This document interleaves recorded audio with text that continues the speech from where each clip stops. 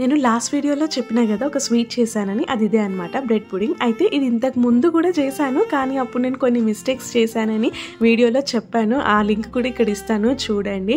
And ఈసారి ఏం mistakes చేయలేదు, చాలా పర్ఫెక్ట్గా వచ్చింది. సో అప్పుడు నేను ఏం చేశానంటే బ్రెడ్ని టోస్ట్ చేశాను. అలా చేయకూడదు, బ్రెడ్ని అయితే ప్లెయిన్గా అలా పక్కకు పెట్టేసుకోండి, సైడ్స్ కట్ చేసి. అండ్ మనము ఫ్రూట్ సలాడ్కి చేసే కస్టర్డ్ మిక్స్ ఉంటుంది కదా, అది కూడా ప్రిపేర్ చేసుకోవాలి. అండ్ ద మెయిన్ ఇంగ్రీడియంట్ నేను ఇక్కడ మర్చిపోయింది ఏంటంటే, లాస్ట్ టైం ఈ ఫ్రెష్ క్రీమ్లో కండెన్స్డ్ మిల్క్ వేసి మంచిగా మిక్స్ చేసుకోవాలన్నమాట.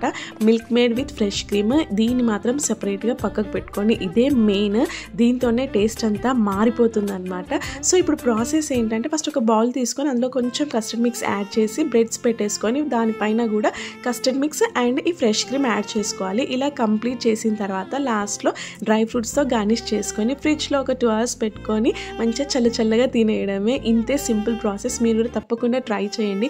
ఈసారి టేస్ట్ అయితే అదిరిపోయింది. ఓకే మరి బాయ్.